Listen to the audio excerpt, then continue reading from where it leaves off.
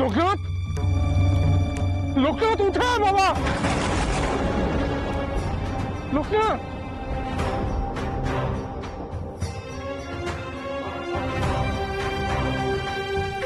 গুরুদেব, রায়মশাই কিছু একটা করুন, ও তো জলে নেমে যাচ্ছে, ও জলে তো কুমির ভর্তি।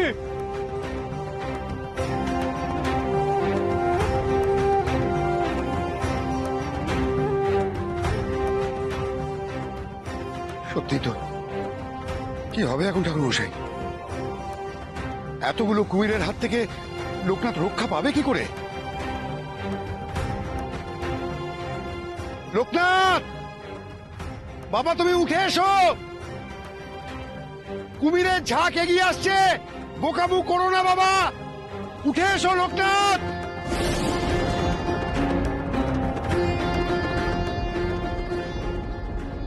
কুমিরগুলো তো লোকনাথকে গিলে ফেলবে এক্ষুনি। হে শিব শম্ভু, রক্ষা করো, তোমার ভক্তের তুমি সহায় হও প্রভু, তোমার ভক্তের সহায় হও। শিব শম্ভু, আর তোমার আশীর্বাদ যখন আমার সাথে আছে, আমার ভুল হবে না। অনুমতি দাও, আমি আসি। বেশ, যা। না, লোকনাথের আমার জন্য এই বিপদ হলো না, গেলে আমার প্রাণটা না হয় যায়। গুরুদেব, কি করছেন আপনি? গুরুদেব, আপনার শিষ্যরা এখানে উপস্থিত, আপনি চলে ঝাঁপ দেবেন। আর আমি কি মরে গেছি নাকি গুরুদেব? আমি এখনো বেঁচে আছি, আমি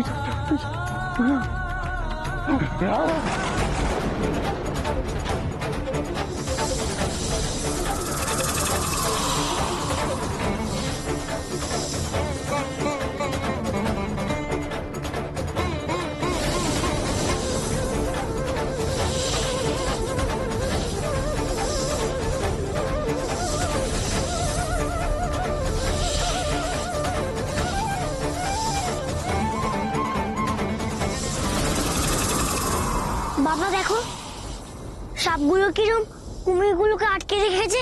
এ তো অবিশ্বাস্য, একটা কুমিরও এগোতে পারছে না। কি দেখছি আমি? সাপগুলো লোকনাথকে কুমিরের হাত থেকে বাঁচাচ্ছে। ঈশ্বর, ঈশ্বর তুমি সত্যি মঙ্গলময় ঈশ্বর। এই কি অভূতপূর্ব দৃশ্য দেখছি আমি এই দৃশ্য জন্ম জন্মান্তরও ভুলবো না। একই অলৌকিক দৃশ্য। জয় শিব শম্ভুর জয়, জয় শিব।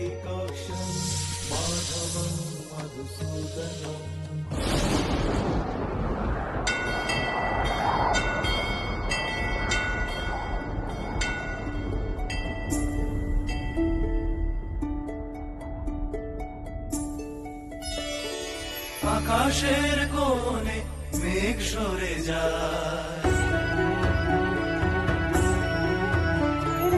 আকাশের কোণে মেঘ সরে যায়, জাগলে চন্দ্রশেখর, জ্যোৎস্না প্রভায় ঝলমল করে নবীনের জটা কিশোর। যা হবার তা তো হবেই নিশিকান্ত, আমরা আটকানোর কে? সবই তো তার ইচ্ছা, সবই তো তার লীলা। আমরা তো নিমিত্ত মাত্র। আমরা উদ্ধার করার কে নিশিকান্ত? সব তাঁর কৃপা না হলে এও কি সম্ভব? সত্যি আচার্য মশাই, লোকনাথকে আমি যত দেখছি ততই অবাক হচ্ছি। হয়তো লোকনাথ রূপে স্বয়ং ঈশ্বর এই ধরাধামে অবতীর্ণ হয়েছেন বলে আমার মনে হয়। জয় জয় লোকনাথের জয়। অন্ধের আলো তুমি আর তের প্রাণ, জয় লোকনাথের জয়। জপি তব নাম, মানব পাবক তুমি নাহি জাত পার, মানব পাবক তুমি নাহি জাত পার। জয় লোকনাথ বাবা লোকনাথ, জয় লোকনাথ বাবা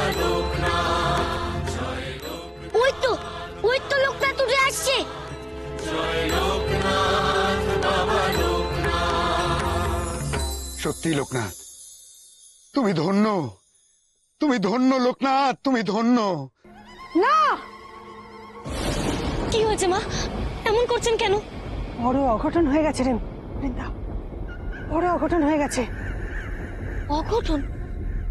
আমি নিজের চোখে স্পষ্ট দেখতে পাচ্ছি লোকনাথ আমার লুকিয়ে রাখা অন্নপূর্ণার কোষ্ঠীটা উদ্ধার করে ফেলেছে। কি? মা, এ কি শোনালেন আপনি?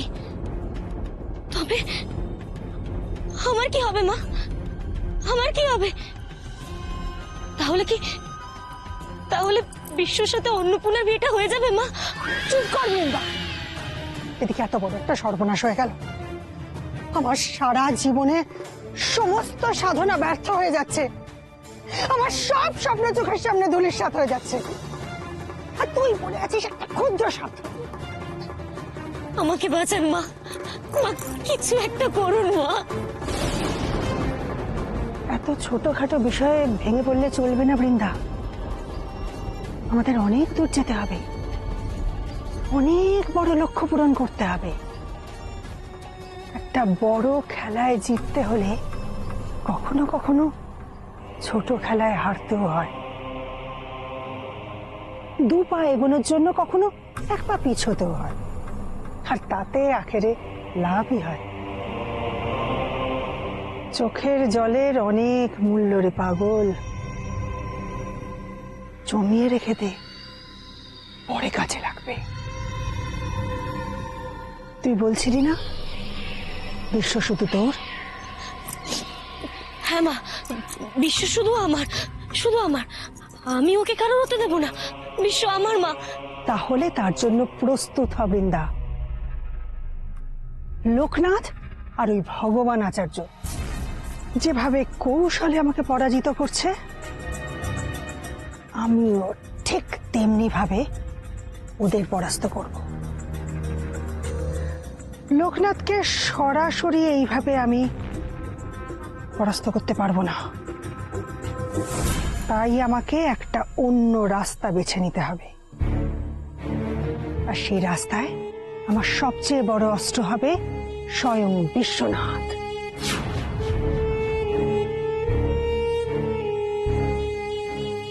মা, বিষাক্ত সাপের লেজে পা দিয়েছিস লোকনাথ, এবার দেখ কি হয়। তবে ভেবে দেখুন, আগে আপনার ছেলের জীবন না বিবাহ? বিবাহ না জীবন? কেন এমন কথা বললেন চক্রবর্তী মশাই? একটা কথা শুনে রাখুন, ওই অন্নপূর্ণার মাঙ্গলিক দোষ কেউ কোনোদিন কাটাতে পারবে না। তরিটা পারেনি, অন্যরাও পারবে না। বিয়ে তো হবেই না, মাঝখান থেকে তরিতার হাতে পড়ে লোকনাথের প্রাণটাই না চলে যায়।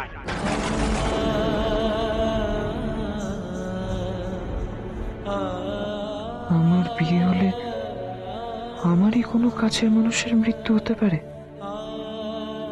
কেন ঠাকুর, কেন এমন সংকটে ফেললে আমাকে?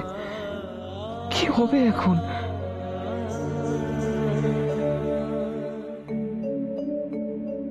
কমলা,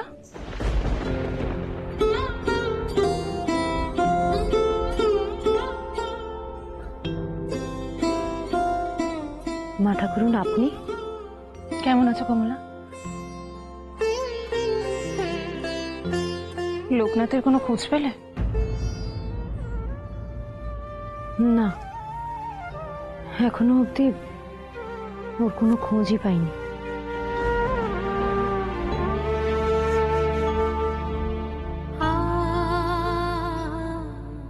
চিন্তা করো না কমলা, লোকনাথ ঠিক ফিরে আসবে, তুমি দেখো। আর এ তো প্রথমবার নয় যে লোকনাথ বেরিয়ে গেছে অন্যের বিপদে, এরকম তো আগেও করেছে বলো, আবার ঠিক ফিরেও এসেছে। মানুষ বড়ই স্বার্থপর কমলা, এভাবে নিঃস্বার্থভাবে অন্যের বিপদের সময় কজন ঝাঁপিয়ে পড়তে পারে বলো তো?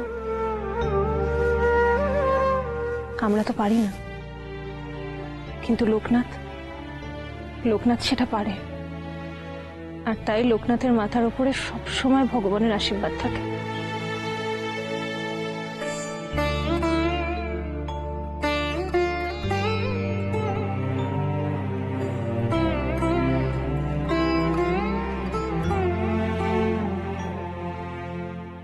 চিন্তা করো না কমলা, আমার মন বলছে লোকনাথ খুব শিগগিরই ফিরে আসবে, তুমি দেখো।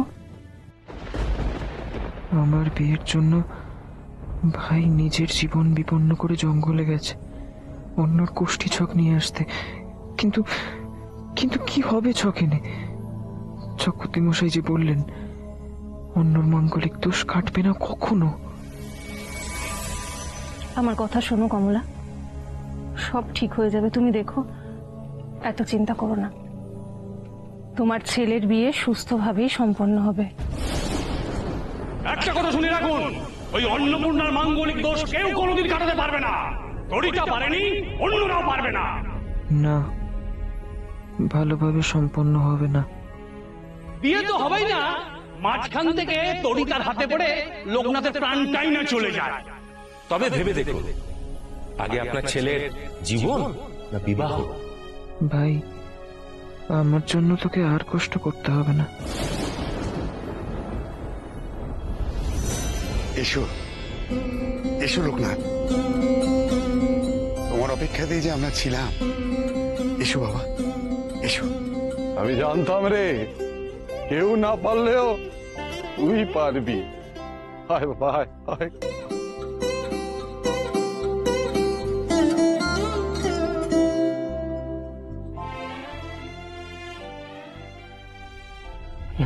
দাঁড়াও রাম, লোকনাথের গায়ে এখন হাত দিও না।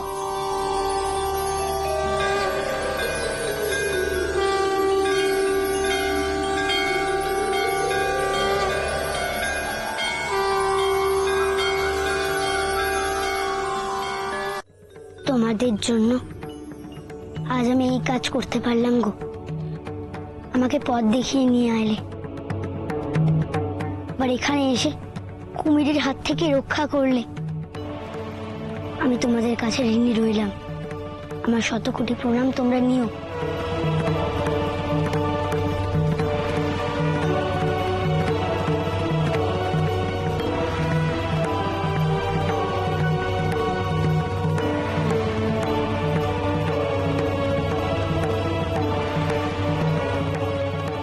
লোকনাথ,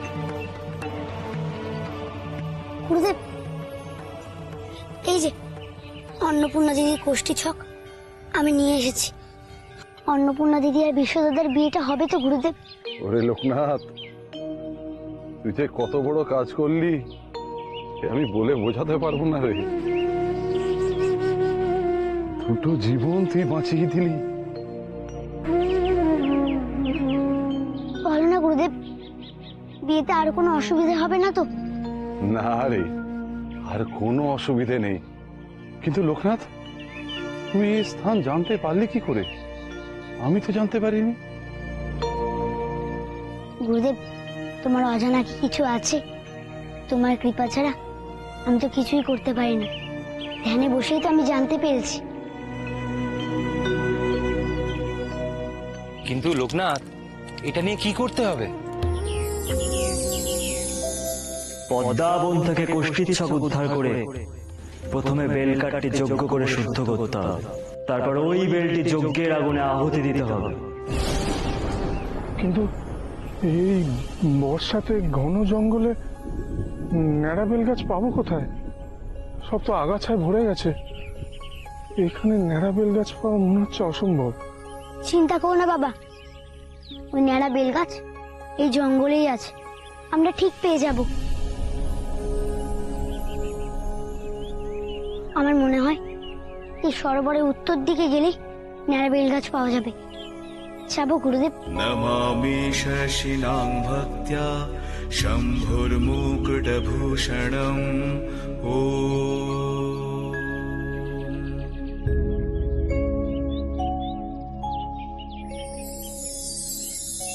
চলো খুঁজি। একটা কথা শুনে রাখুন, ওই অন্নপূর্ণার মাঙ্গলিক দোষ কেউ কোনোদিন কাটাতে পারবে না। তরিটা পারেনি, অন্যরাও পারবে না। বিয়ে তো হবেই না, মাঝখান থেকে তরিতার হাতে পড়ে লোকনাথের প্রাণটাই না চলে যায়। না পারলেই ভালো, তবে ভেবে দেখুন আগে আপনার ছেলের জীবন না বিবাহ। না, কাউকে কাউকে বলতে পারবো না। আমি হেরে যাচ্ছি। আর আমার ছোট ভাই অত সাহস দেখিয়ে অন্যর কোষ্ঠী উদ্ধার করতে গেছে, আর আমি না। কি হবে এই জীবন রেখে? একটা বিয়ের থেকে জীবন অনেক অনেক বড়। কিন্তু কিন্তু আমি চাই না আমার জন্য অন্যরা কষ্ট পাক।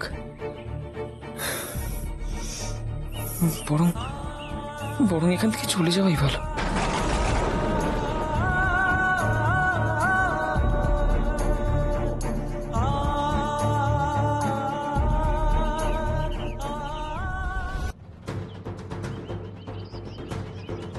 লোকনাথ, লোকনাথ বাবা, এবার ফিরে চল।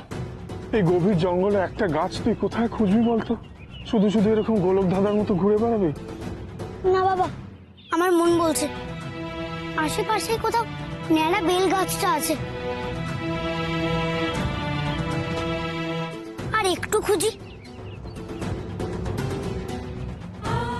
মন প্রাণ দিয়ে খুঁজলে পৃথিবীতে কোনো কিছু অসম্ভব নয় বাবা। না রে বাবা, আমি আসলে ঠিক। বাবা কিন্তু ঠিক কথাই বলছে লোকনাথ, আমরা অনেকটা পথ ধরে হাঁটছি কিন্তু। আর একটু খুঁজে দেখি, আমাদের জন্য যদি দুটো জীবন বাঁচে তাহলে সেটা কি কম আনন্দের কথা? আচ্ছা চল।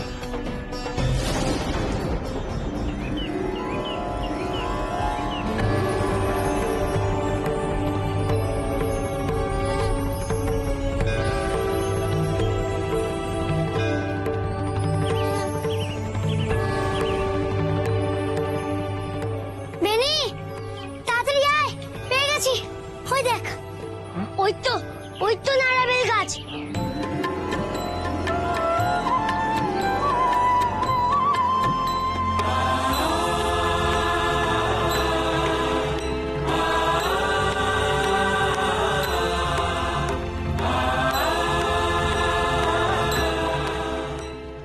জয় শিব শম্ভু। তোর বিশ্বাসেরই ফল এটা লোকনাথ। লোকনাথ বাবা, সত্যি তোমার জবাব নেই। কিন্তু লোকনাথ, এই গাছটাই তো। ভালো করে দেখ বাবা, যেন কোনো ভুল না হয়।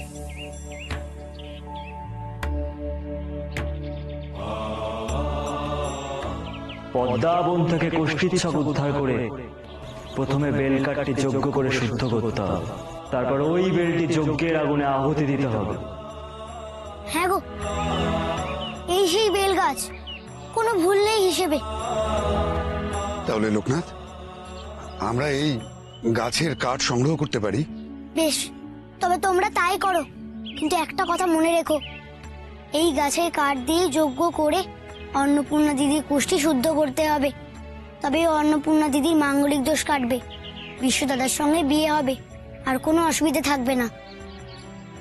ঠিক আছে বাবা, তাই হবে। এই তোমরা সবাই শোনো, এই গাছের কাঠ যত শীঘ্র সম্ভব তোমরা সংগ্রহ করো। আর একটা কথা মাথায় রেখো, আলো থাকতে থাকতে কিন্তু আমাদের সকলকে ফিরতে হবে। হ্যাঁ নিশিকান্ত, গোধূলি লগ্নেই আমাদের যজ্ঞ শেষ করতে হবে। লোকনাথ যেমন বলেছে।